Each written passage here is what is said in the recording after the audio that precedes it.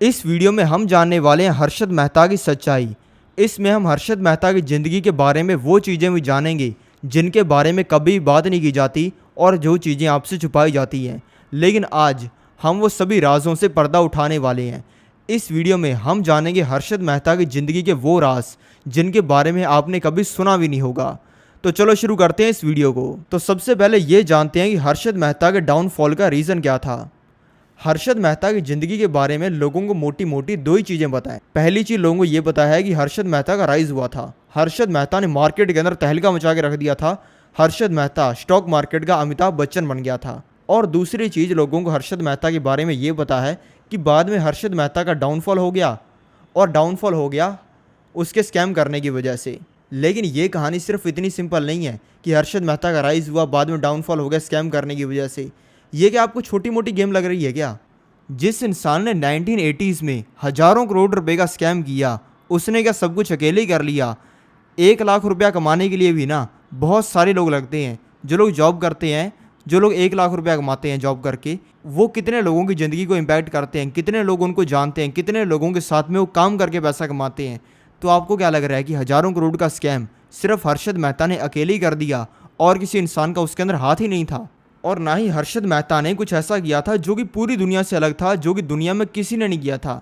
तब जो चीज़ हर्षद मेहता ने करके पैसा कमाया था, उस चीज़ को सभी लोग ही कर रहे थे ऑलमोस्ट। लेकिन हर्षद मेहता का नाम आ गया, हर्षद मेहता को लाइमलाइट में लाया गया कि स्कैम तो सिर्फ इन्होंने किया है, बाकी सारे लोग तो बिल्कुल सही हैं, बाकी लोगों ने तो कुछ किया भी नहीं है। हर्षद मेहता के डाउनफॉल का रीज़न ये नहीं था कि हर्षद मेहता ने स्कैम किया। हर्षद मेहता के डाउनफॉल का रीज़न ये था कि हर्षद मेहता ने दुश्मन बनाए, और हर्षद मेहता ने उन लोगों को दुश्मन बनाया जिनकी तरफ कोई इंसान उंगली भी नहीं करता था। उनसे पंगा लेने की तो बात ही छोड़ दो। और इसी वजह से हर्षद मेहता का डाउनफॉल हुआ। अगर हर्षद मेहता ने कुछ गिने चुने लोगों को दुश्मन ना बनाया होता और कुछ गिने चुने 2-3 काम ना किए होते, तो हर्षद मेहता आज भी जिंदा होते। और आज उनकी नेटवर्थ कितनी होती, ये चलो अभी मैं आपको बताता हूँ। हर्षद मेहता अगर आज जिंदा होते और उन पर कोई एक्शन नहीं लिया जाता, तो मिनिमम हर्षद मेहता 30,000 करोड़ के बंदे होते। अगर उनके पोर्टफोलियो की बात की जाए तो आज के टाइम पे उनका पोर्टफोलियो होता 24,000 करोड़ का। ये जब मैंने कैलकुलेट किया तो मैंने इसके अंदर इन्फ्लेशन को ऐड किया, मैंने इसके अंदर उसको ऐड किया कि जो उन्होंने शेयर्स लिए थे उनकी परफॉर्मेंस कैसी होती। ये सारी चीज़ें लगाकर जब मैंने चेक किया तो मुझे पता चला कि आज भी हर्षद मेहता का पोर्टफोलियो होता 24,000 करोड़ का। हर्षद मेहता जब स्टॉक्स खरीदते थे, जब उन्होंने अपना पोर्टफोलियो बनाया था, वो है 1980-1990 की बात, लगभग आज से 40 साल पहले की बात। और तब के टाइम पे जो स्टॉक्स होते थे, उनमें से ज़्यादातर स्टॉक्स आज के टाइम पे एग्जिस्ट ही नहीं करते, वो तो पहले ख़त्म हो गए थे। और वैसे स्टॉक्स को जोड़ने के बाद भी अगर हर्षद मेहता ने अपने पोर्टफोलियो के अंदर कोई भी चेंज ना किया होता, तो आज भी वो 30,000 करोड़ के बंदे होते। और इसमें मैंने डिविडेंड ऐड नहीं किए हैं। तो ये थी पावर हर्षद मेहता की।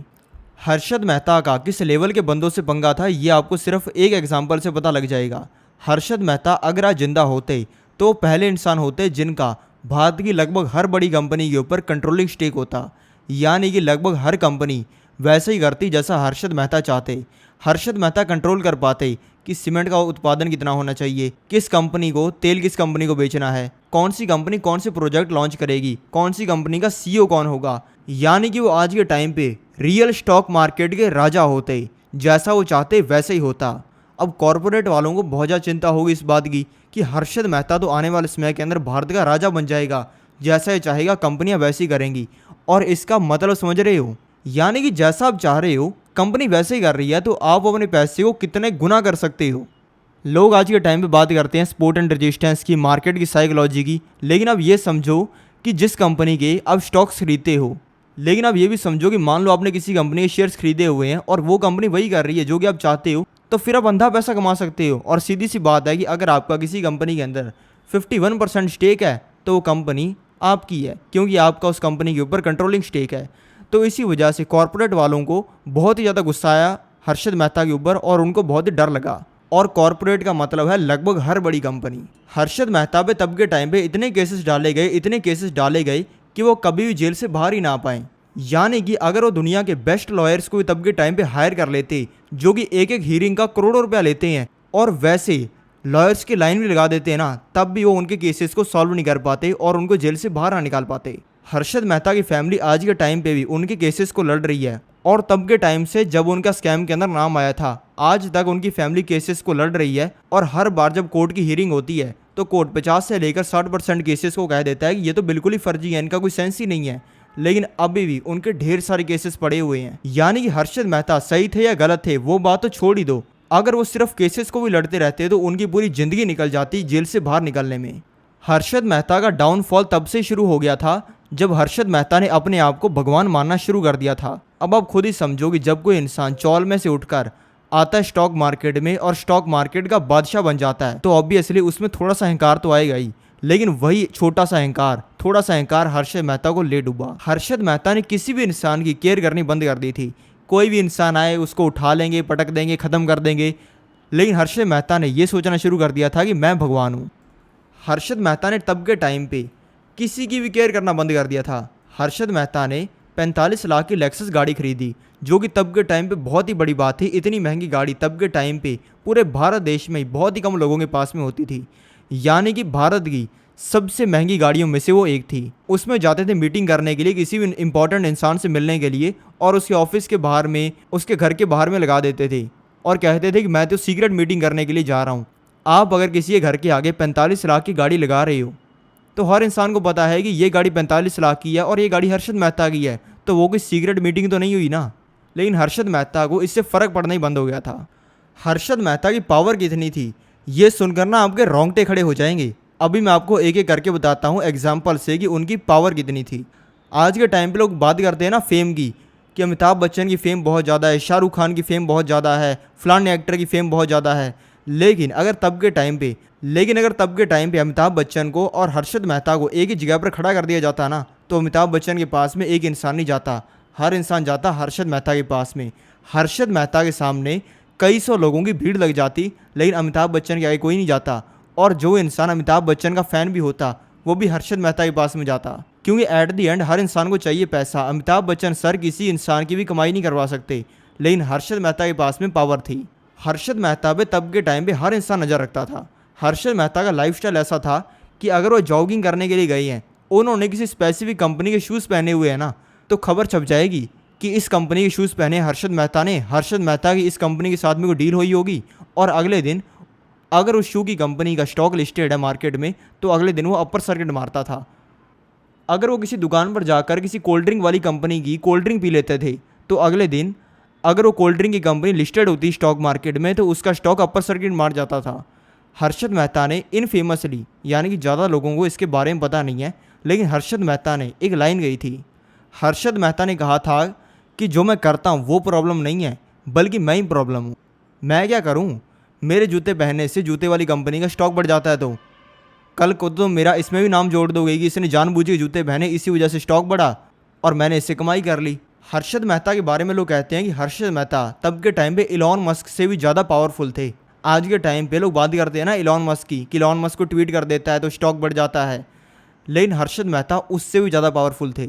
हर्षद मेहता एसीसी के स्टॉक को, जो कि 300 रुपये का था, उसको 10,000 ले गए थे, और वो भी अपने बर्थडे के दिन। यानी कि उन्होंने अपने पहले बर्थडे पर बोला कि मैं एसीसी के स्टॉक को 10,000 लेके जाऊंगा, और अगले बर्थडे तक एसीसी के स्टॉक को ले गए 9,000। यानी कि अपने बर्थडे तक अटका के रखा और अपने बर्थडे पर ही उन्होंने अपना टारगेट टच करवाया। ये थी हर्षद मेहता की पावर। अगर आप आज भी जाकर चेक करोगे गूगल पर और देखोगे कि सेकंड हाईएस्ट किस इंसान का पैसा पड़ा है स्विस बैंक में, तो आपको पता चलेगा कि वो हर्षद मेहता एंड फैमिली का है। यानी कि हर्षद मेहता का आज के टाइम पे भी मोटा कैश पड़ा है स्विस बैंक के अंदर, और वो भी सेकंड हाईएस्ट भारत से। यानी कि उनको गए हुए भी बहुत सारे साल हो गए, लेकिन आज के टाइम पे भी सेकंड हाईएस्ट उनका डिपॉजिट है स्विस बैंक के अंदर एक भारतीय के द्वारा। यानी कि उनका सारा कुछ चला गया, लेकिन आज के टाइम पे भी इतनी उनकी पावर है जिसको आप जाकर गूगल पर वेरीफाई कर सकते हो। आपने सीरीज़ के अंदर भी ये देखा होगा ना कि हर्षद मेहता को देखकर हर इंसान का लालच जाग जाता था। लेकिन सिर्फ इतना ही नहीं है, हर्षद मेहता की एक डार्क साइड भी थी। हर्षद मेहता जिस इंसान के साथ में अच्छा था, उसके साथ में तो बहुत ही अच्छा था। यानी कि अगर आप हर्षद मेहता के दोस्त हो तो आपकी ज़िंदगी बिल्कुल सेट है, आप स्वर्ग के अंदर जियोगे। लेकिन अगर आपकी हर्षद मेहता से दुश्मनी है तो आपका तबाह होना तय है। हर्षद मेहता ने अपनी ज़िंदगी के अंदर ऐसी बहुत सारी चीज़ें की थी जिनको अगर आप सुनोगे ना तो आप कहोगे कि यार ये तो किसी बहुत ही ज़्यादा क्रूर इंसान की कहानी लग रही है। लेकिन उन्होंने अपनी ज़िंदगी के अंदर ऐसी बहुत सारी चीज़ें की थी जिससे उनका डर बैठ जाए मार्केट के अंदर। यानी कि जब वो अगली बार रिंग के अंदर जाएं तो हर इंसान की आंखों के अंदर खौफ हो उनका। लेकिन अब आपका सवाल ये होगा कि हर्षद मेहता के बाद में फिर और कोई इंसान इस तरीके से पकड़ा क्यों नहीं गया और किसी इंसान के ऊपर एक्शन क्यों नहीं हुआ, क्योंकि हर्षद मेहता जैसा काम और भी तो बहुत सारे लोग करते होंगे।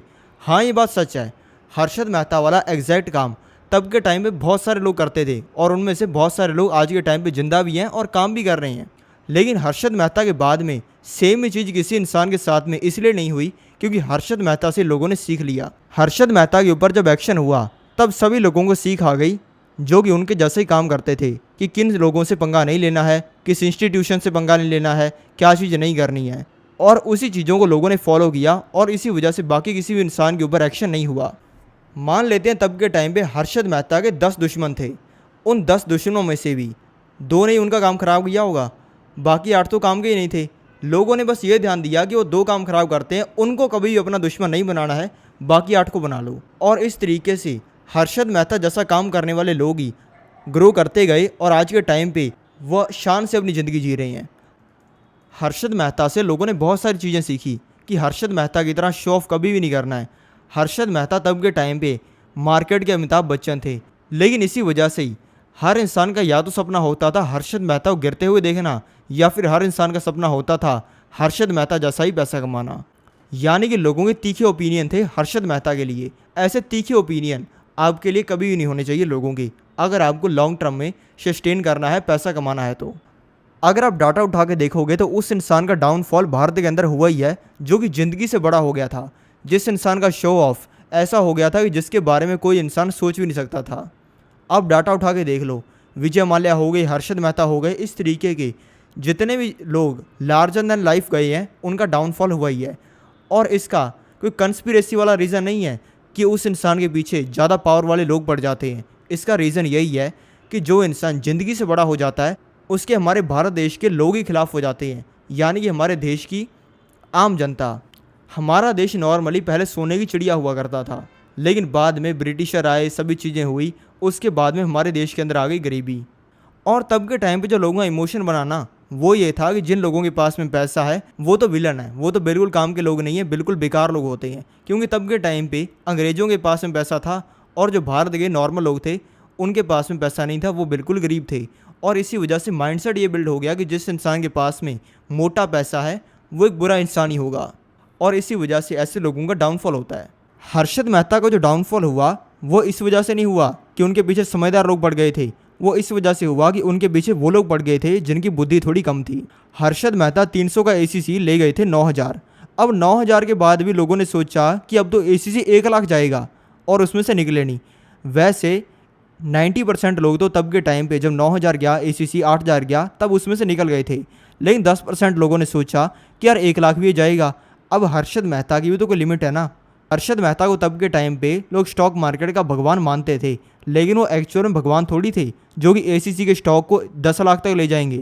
10% लोग उसमें तब भी बने रहे और बाद में एक्चुअल में 10% के बाद में उसमें गिरावट भी आई और उनका पैसा भी गया, और फिर एक्चुअल में वो लोग हर्षद मेहता के खिलाफ हुए। और ये थी एक्चुअल में कहानी। हर्षद मेहता ने एक्चुअल में बहुत सारे लोगों का पैसा बनवाया भी था, लेकिन वो मास पर प्ले करते थे, इसी वजह से बहुत सारे लोगों का उन्होंने जाने ना जाने लॉस भी करवा दिया और इसी वजह से वो उनके पीछे पड़ गई। हर्षद मेहता का एक रिलीजियस एंगल भी था जिसके बारे में ज़्यादा बात हुई नहीं है। हर्षद मेहता की फैमिली के अंदर सभी लोग रिलीजियस थे, लेकिन हर्षद मेहता नहीं थे, सिर्फ वो एक ही इंसान थे। आपने मूवी के अंदर भी देखा होगा कि हर्षद मेहता का डायलॉग था कि जब जेब में मनी हो ना तो कुंडली में शनि होने से कोई फ़र्क नहीं पड़ता। ये उन्होंने तब कहा था जब उनके भाई ने उनको कहा था कि तेरी कुंडली के अंदर शनि बहुत भारी है, ज़्यादा शो ऑफ मत कर। और इसी चीज़ को फॉलो ना करने के उनको अपनी ज़िंदगी के अंदर कॉन्सिक्वेंस झेलने पड़े। एक्चुअल में हर्षद मेहता के पिताजी को उनके पंडित ने बता दिया था कि आपके पास में आने वाले समय में बहुत ज़्यादा पैसा आएगा। यह तब की बात है जब हर्षद मेहता ज़्यादा पैसा नहीं कमाते थे, नॉर्मल सी नौकरी करते थे। तब एक पंडित ने हर्षद मेहता के पिताजी को कहा था कि आपके पास में बहुत सारा पैसा आएगा, लेकिन अगर आपने कोई उसका सोल्यूशन नहीं निकाला या फिर उसको बचाने की कोशिश नहीं की ज़्यादा,